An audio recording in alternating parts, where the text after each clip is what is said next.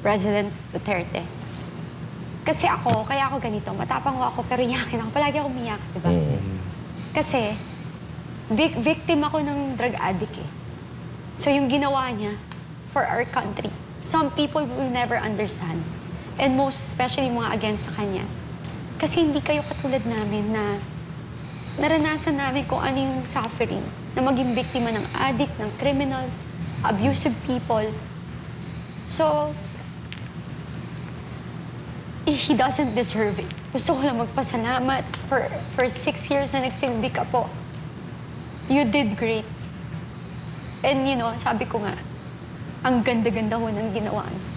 And alam ng Diyos yung tamang ginawa niyo. Bilang Pilipino, kayo, huwag niyong i-deny yung naranasan natin na safe, yung feeling natin napakaligtas. Kahit galit kayo sa kanya, huwag niyong i-deny kasi yun ang katotohanan. Naging safe tayo for 6 years. Hindi perfect, pero the safest ever na na-feel natin ng panahon ng isang leader na may umupo. Yun lang, gusto ko lang siyang pasalamatan. And alam ko yung Diyos, hindi niya pababayaan. And alam ko, ibabalik ng Diyos siya sa atin.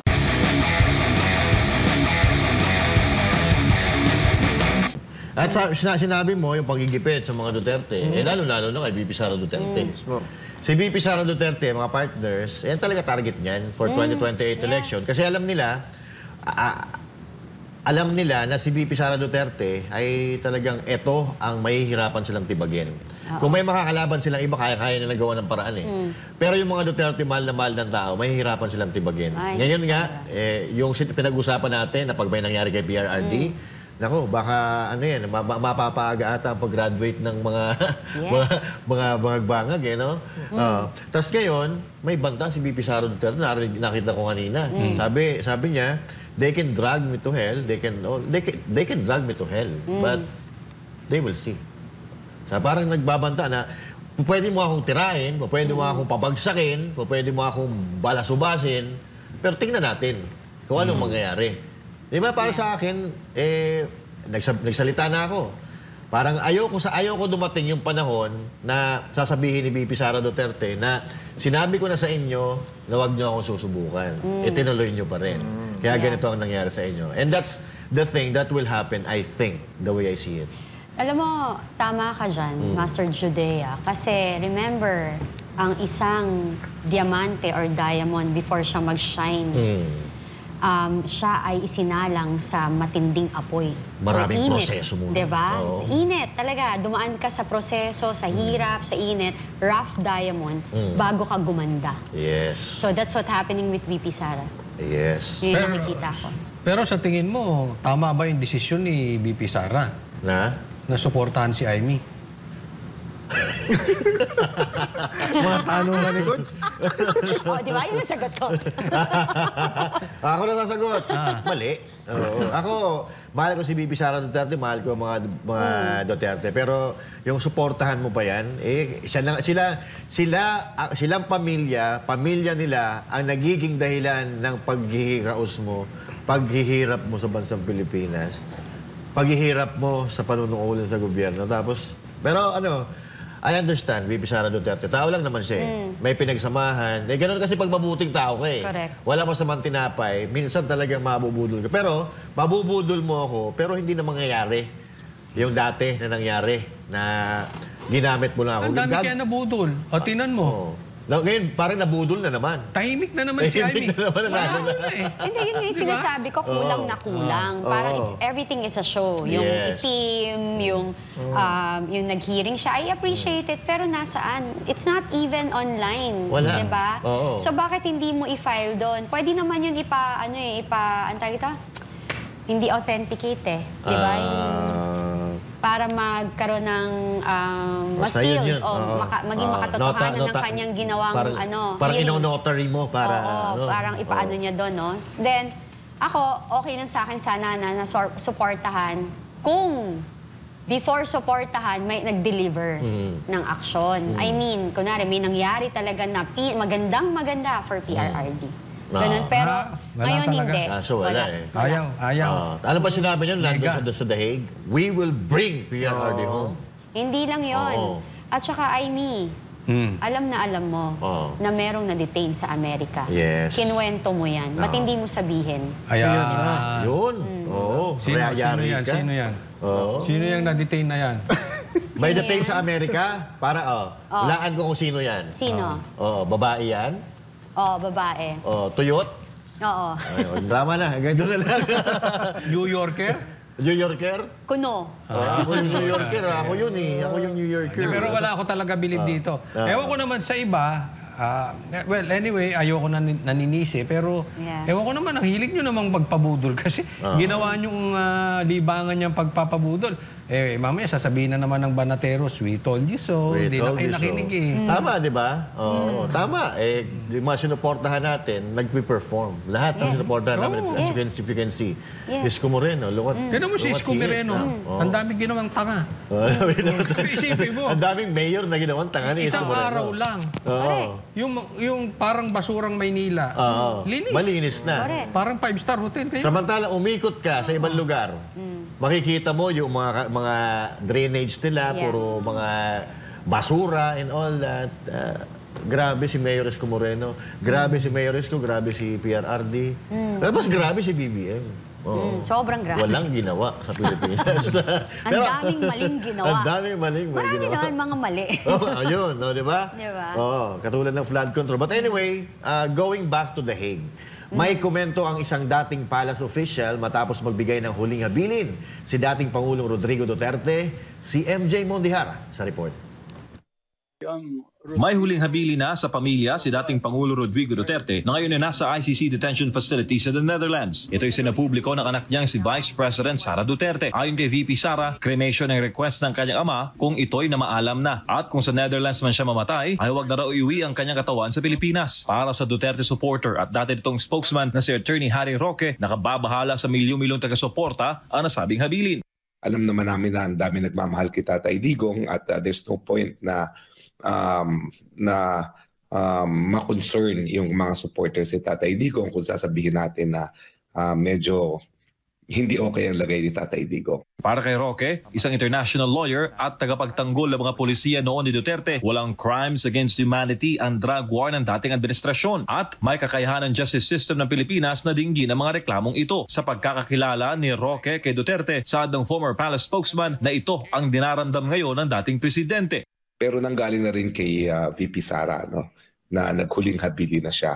At talaga naman pong nung sinasabi niya yan, nais ko maiyak. No, dahil alam ko naman talaga na masama ang loob niya.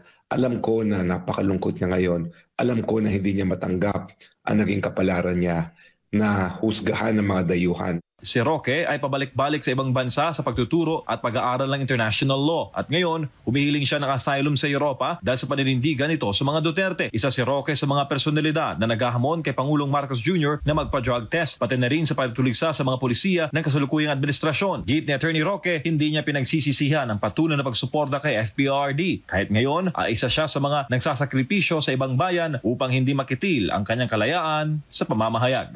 Alam ko kung gaano kahalaga na at least yung mga huling araw ng isang tao ay naroroon sa kanyang lupang sinilangan. So kumbaga, the cat is out of the bag.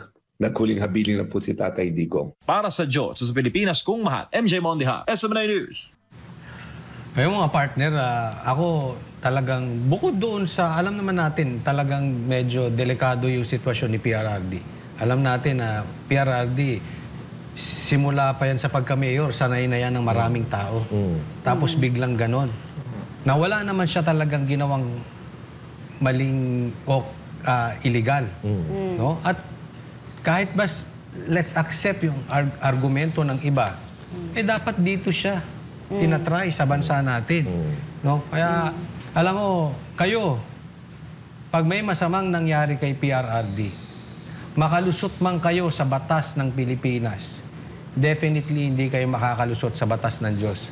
Whatever you sow, you will reap. Ano man ang tinanim ninyo, aaniin ninyo.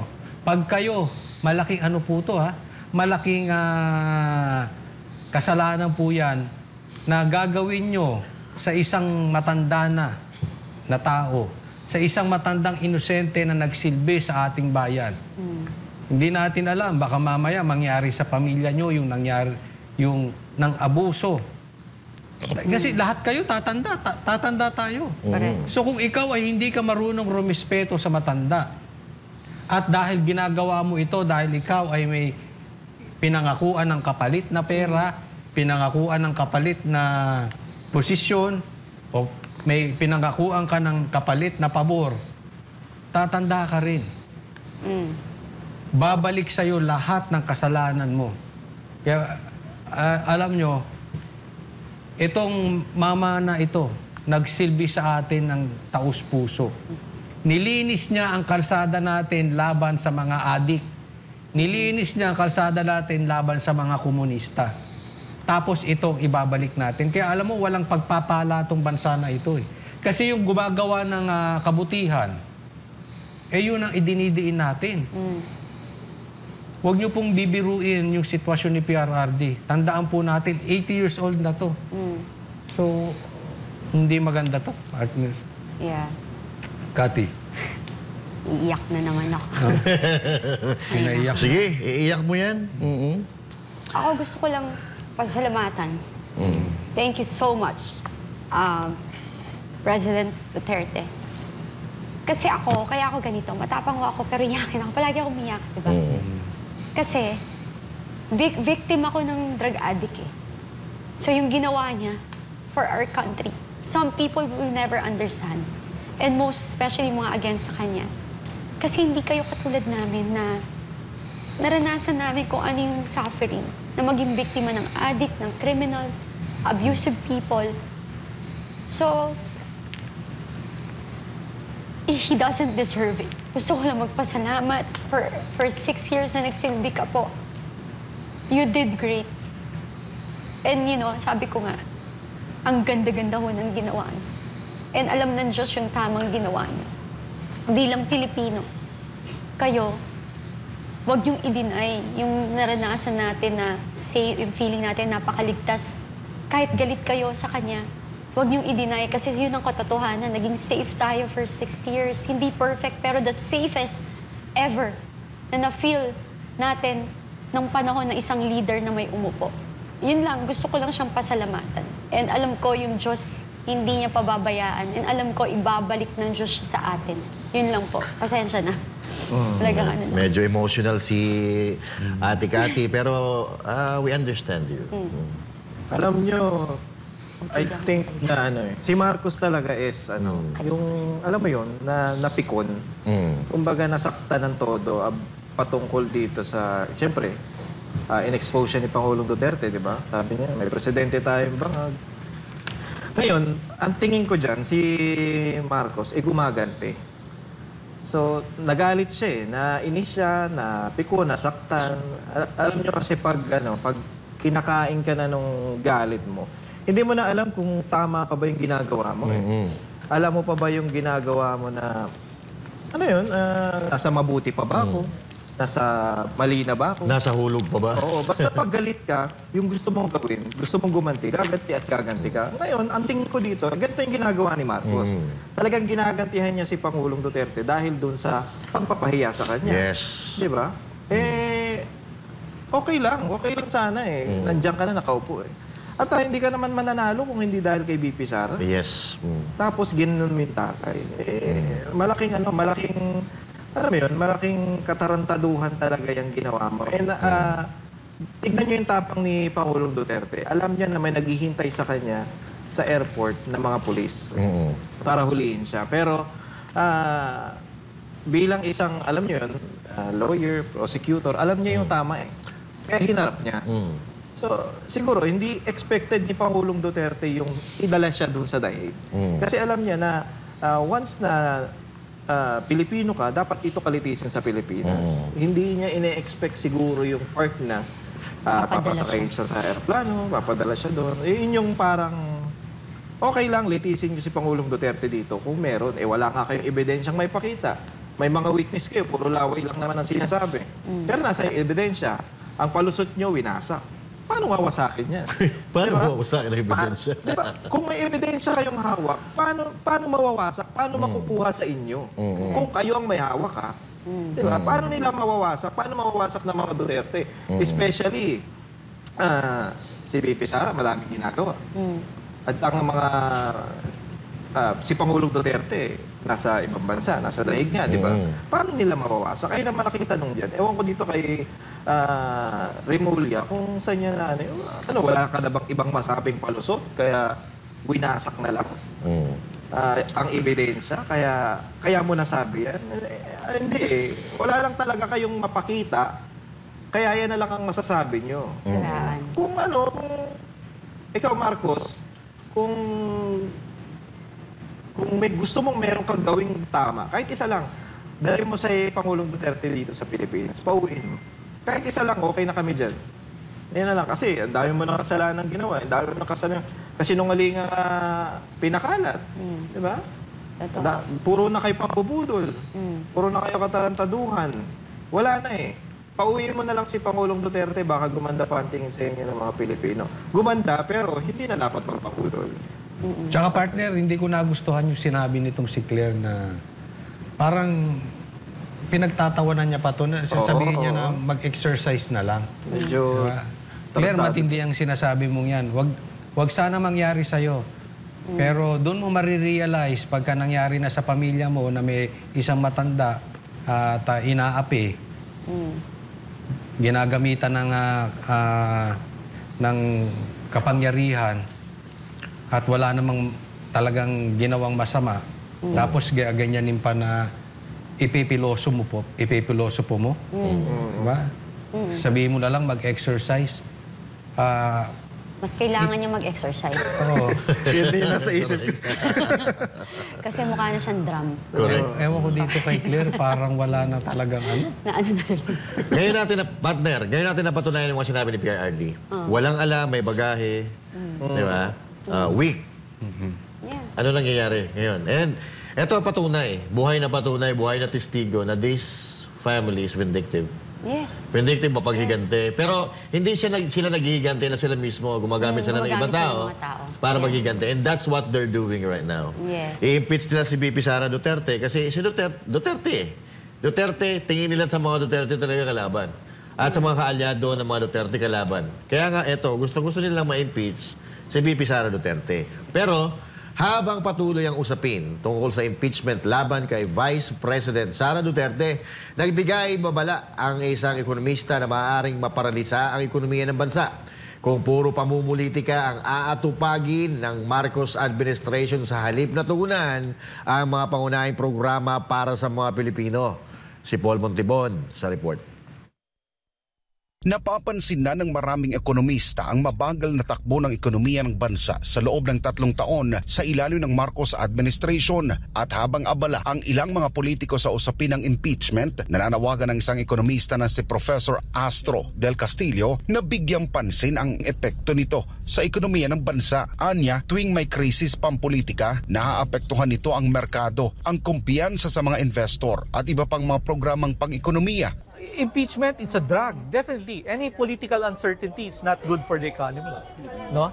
Wala na tayong political bias. Ang sinasabi lang natin, every time na may kaguluhan sa politika at ang gobyerno ay nakafocus sa politika at nahuhuli ang ekonomiya, hindi ito maganda sa bansa. Bagamat nauna nang sinabi ni Pangulong Marcos Jr. na hindi nito prioridad ang pagpapatalsik kay Vice President Sara, pero bigo naman nitong pigilan ang mga hakbang ng Kongreso laban sa pangalawang Pangulo. Punto pa ng ekonomista, kung mananatiling nakasentro ang administrasyon sa pamumulitika, imbes na sa mga reformang pangkabuhayan, mahuhuli ang Pilipinas kumpara sa mga karatig bansa pagdating sa ekonomiya. Ang worry lang natin, yun nga, may iiwan ba tayo?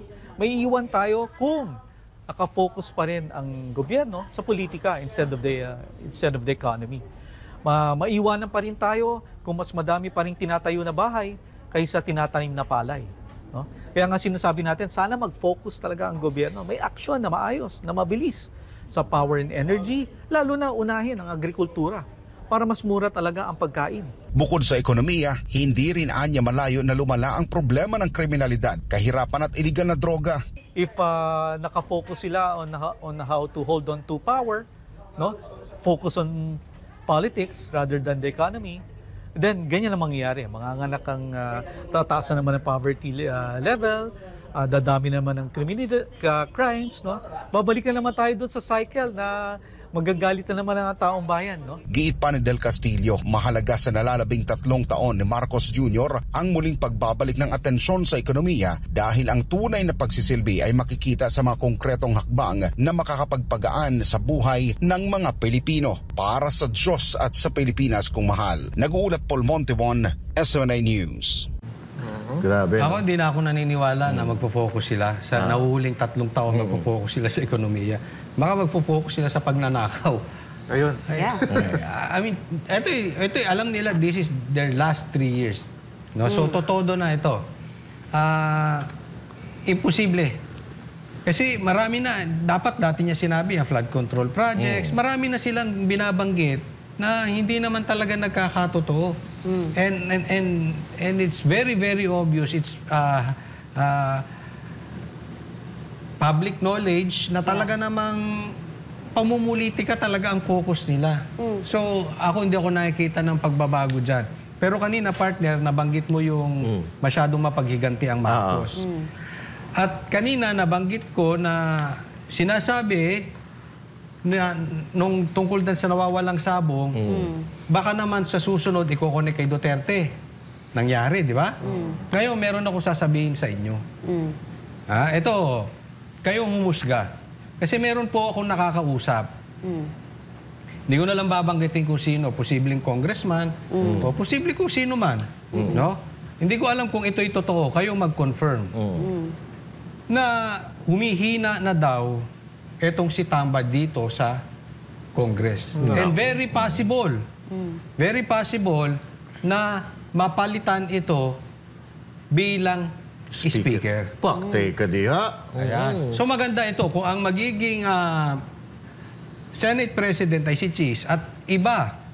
Ako sa tingin ko between Chanco and Tamba, mas okay na sa akin si Chanco kasi siya nagbulgar eh. Correct. At pag nakapaupo ito si Chanco, malamang-lamang ibubulgar niya pa kung alam niya yung Kung ano pa yung alam niya dito kay Tamba.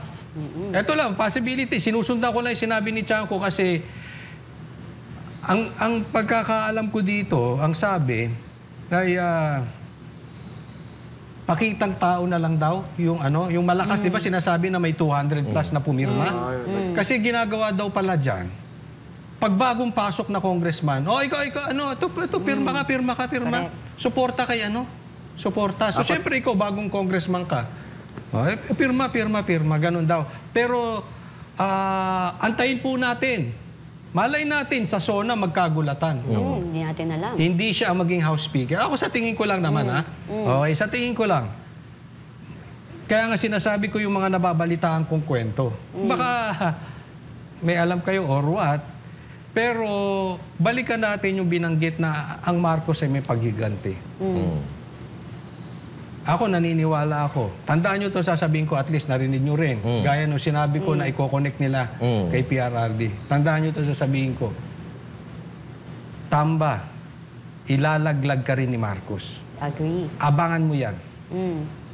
Alam mo, ako naniniwala ako dun sa sinasabi mo na, di ba, yung PCCI nga, yung Philippine Chamber of Commerce and Industry, nag-react na. Nagsalita yung presidente nilang si Yunina Mangguio about dun sa national budget natin na 6.325 or 26 trillion. Na masakit man daw sabihin, pero ang katotohanan, ang national budget ay nagiging source ng pagkorupsyon at pagnanakaw. So para ang isang grupo ng business industry or group of business people or businessman na umaaray na sa mga ganyan, ibig sabihin ay talagang naapektuhan na din sila. And, kung iisipin mo, baka etong banat nila dito sa mga Duterte, mga ginagawa nilang mga issue, kaya wala tayong nagagawa kahit na ang laki ng ating national budget, wala tayong na-achieve or nakikitang kanilang ginawa. Because yun talagang purpose nila. I-hype ng i-hype, gumawa ng issue, mawala tayo ng focus, sa likod pala neto, ang ginagawa ng lahat is magnakaw lang. 'Di ba? When you try to think about it, ganun nangyayari na eh. So they keep parang tong pelikula, 'di ba? Na ang ginagawa nila, gawa ng problema ng mga Duterte, sinisiraan lang sinisiraan, tapos sa likod, hugot lang sila ng hugot. Yes. Nasan ngayon ang ating saan ka nakakita nagbenta tayo ng gold reserve? 'Di ba? Yun lang, yun yung tama ka doon, Coach Ollie. Kaya sila ngayon takot yung mga investor natin na mag-invest dito sa Pilipinas. Yan. At hindi lang yun, pati yung mga foreigner na gusto magbakasyon dito, natatakot eh. Kasi, biruin mo naman, si Pangulong Duterte na sikat sa ibang bansa, ginano nila. Magtataka sila, bakit ganun? Kunyari ako, sa bansa namin, sa Italy. Sa Italy, no? Bansa nyo. Uuwi ako dito sa Pilipinas. Pwede. Italian naman yung Uuwi ako dito sa Pilipinas. Hindi ako uuwi. Bakit? Kasi imbis na magbabakasyon ka, parang, alam mo yun, hindi ka mapapanatag. Kasi lalo ka ma-stress. Kasi krimen, nagkalat yung droga, di ba? Tapos yung gobyerno, corrupt, hindi na muna ako pupunta dyan. You don't feel safe. Oo. Kahit maganda yung Pilipinas at isa ang Pilipinas sa, di ba, ang mga foreigner, gustong-gusto ang mga Pinay. Dagat natin. Yes. We Diba? serve kasi we, parang Kasi submissive. Alam mo yun, yung pag Pinay kasi masipag, maalaga. Alam niyo, meron akong kwento ko lang muna. Sige. Meron akong kakilala na nagkukwento siya, yung kapatid niya nakapangasawa ng Canadian. Di ba tayong mga Pilipino, pag nagiinom, yung mga lalaki, pag sinusundo ng asawa, nagagalit. Huwag mo ako sunduin, nag-enjoy ako ngayon. Yung Canadian naman, pag sinusundo siya ng asawa niyang Pinay, naiinggit yung mga kainuman. Kasi, yung Pinay, nag-aalala dun sa asawa. Alam mo yun, yung mga foreigner na Gustong-gusto nila gustong-gusto nila yung mga Pinay kasi ikaw ba personal gusto mo? Ikaw, gusto mo ba yung sinusundo ka ng asawa? Habang nagiinom? No comment about pero totoo yan eh. Kasi Filipino talaga we serve, diba? Kaya nga pag foreigner, kasi pag nasa abroad ka, they wash inuhugasan nila yung sarili nilang mga labada, yung kanilang plato. Tapos, hindi pwedeng nagsisilbi masyado ang asawang babae. Yes. Dito talaga, tayo, Babae caregiver, nurse, lahat. yayay. Lahat eh. Kaya, Maalaga. mapapaisip ka na, yung mga foreigner, imbis na, alam mo yun, lalo na yung mga retired, siyempre gusto nilang mag-asawa ng Pinay, tapos dito naman irahan. Correct. At, ayaw na nila. Tsaka na lang siguro kasi delikado eh. Pag iba na ang presidente. May singer, di ba, na sikat na nagstay dito sa Philippines? Lalaki, babae? Lalaki. Singer. Singer na sikat, nakapag-asawa siyang Filipina. Ay, oo, yung nasa probinsya Yes, na nagkaka-video-video yes. okay sila. Yes. Ay, oo. Dati pa yun. Dati sikat siya dati, di ba? Tapos dito na siya nag-base. Black Eyed Peas. Iba pa yun. Pina yun eh. Matanda na, I forgot Pina yung yun. pangalan. Parang may ano siya, Westlife ata yun eh. Hindi, meron Member pa. siya ng Westlife. Parang ganon, Oo. oo. Hindi ka Matanda na. May edad na. Parang pa yung kaidadan mo, Inabot. yung mga nasa mga 55. Joke lang. Yeah. 29 pa lang yan si Coach Oli. But anyway, going back sa ating topic, no, dito kay Bongbong Marcos Jr., wala tayong maasa talaga eh. No? Wala. For the next 3 years, ako hindi na ako maasa eh. Kasi they should have done that 3 years ago. Yeah. Dapat ngayon, may nakikita na tayo na konting Yes. pagbabago, konting improvement ng Pilipinas, pero wala eh. Wala. O yung utang natin, palala ng palala. Naalaman ko na yung utang natin, noong panahon ni Pangulong Duterte, nasa 60%. We have 60% yung tinatawag na ratio. Ngayon, nasa 70 na pala. Wala naman tayong pandemic. So, yung utang natin, palaki ng palaki, pero walang napupuntahan. Wala tayong makita ng infrastructure, wala tayong nakikita umuunlad na Pilipino, wala na tayong nakikita naiaahon nila sa buhay. Correct. So, for the next 3 years, I don't think they can do something. Buti sana kung isang household lang yan. Yeah. Ang hawak nila ay buong Pilipinas. Correct. Napakalaki niyan. Yung execution ay medyo matagal. Dito nga sa isang barangay bago dumating yung funds, aabutin ka ng taon, di ba? Sa buong bansa pa kaya. So medyo mahihirapan na tayo. Ang gagawin nilang netong mga to, tulad na pag-i-impeach kay VP Sara Duterte, wala na silang gagawing iba. Kasi wala nga talaga silang maalam. Wala. Naalala mo nung Wala silang magawa. nasa Davao tayo, nung meeting tayo, kasama natin yung mga vloggers, PRRD doon sa bahay ni Sir Bong. Nagtanong ako nun, di ba? Nagtanong ako, PRRD, Sa sitwasyon natin ngayon, nakatulad lang sinasabi mo, meron tayong presidente na weak, may bagahe, at walang alam. Sa tingin mo, uunlad ang Pilipinas? Yun ang tanong ko, sabi ko Napag-isip si PRRD. Hindi. Kasi dapat ang namumuno sa bansa yung malawak ang karanasan. Dapat yung pinagdaanan mo, lahat ng mga bagay-bagay para maintindihan mo lahat ng nangyayari. Dapat nakibagay, alam mo, makibagay sa mga mahihirap, alam mo, makibagay sa mga drugista, sa mga adik, sa mga kriminal. Dapat alam mo. Kung matatandaan natin, si PRRD, lumaki siya sa ganun Correct. Lumaki siya, na kasama niya mahihirap. Lumaki siya, nakasama niya yung mga kriminal, pinapakain pa niya ng papel. Mga drugista, kasama niya. At kaya nga nakakapagkwento siya And that is the reason why maganda yung pamamalakad niya sa bansa. Kasi lahat ng klase ng tao, kaya niyang basahin, kaya niyang pakisamahan. At yung problema ng tao na yan, kung mahirap ka, ang problema mo pagkain, bigyan ng pagkain, alam niya kung paano susolusyonan. Tama. And ano natin ngayon, ang kasalukuyang gobyerno, wala silang alam. Sabi mo nga, ang alam lang nila maghigante. Mag-party-party, maghigante, gamit ang ibang tao. Kasi yun ang pinagdaanan nila Yun ang kinalakihan nila na buhay. Iba sa buhay na kinalakihan ni PRRD. So let's make myself an example. Ako, binenta ko na lahat Pinakamurang bagay sa mundo, pinakamahal na bagay sa mundo. Nagbenta ako ng turon. Nagbenta ako ng banana queue. Nagbenta rin ako ng mga mamahaling kotse. Nagbenta rin ako ng mga mamahaling na bag na ginagamit mo. Nagbenta ako niyan. Naging sales agent ako. Now, kung may problema isang customer regarding sa hinahanap niya, alam ko na kung paano o ano ibibigay ko sa kanya. At ako bilang magiging customer ngayon, kung ako, nag-insist ako na ihahatid kita sa sasakyan mo sa parking, gibit-bitin ko yung mga daladala mo, ang ina-expect ng sales agent nun, bibigyan mo siya ng tip. Bibigyan mo siya ng tip. Yun. Which is, alam mo na yun dapat. Service Alam mo yun dapat. Bakit ko nasasabi yun? Kasi pinagdaanan ko Ini-expect ko yung pag hinatid kita, bibigyan mo ako. Ganon dapat. Napakasimple. Kuha mo. Napakasimple. Kaya nga ngayon, wala tayong mapupuntahan. Kasi ito ang mga hinahandle nilang problema, hindi naman nila napagdaanan. Hindi. Kaya ang pinakamagaling sana na ginawa ng administrasyon natin ngayon ay yung kumuha sila ng mga dekalibre ng mga advisor, mga secretary, para matulungan siya. Agree. Kasi nga, hindi naman siya ganun kagaling.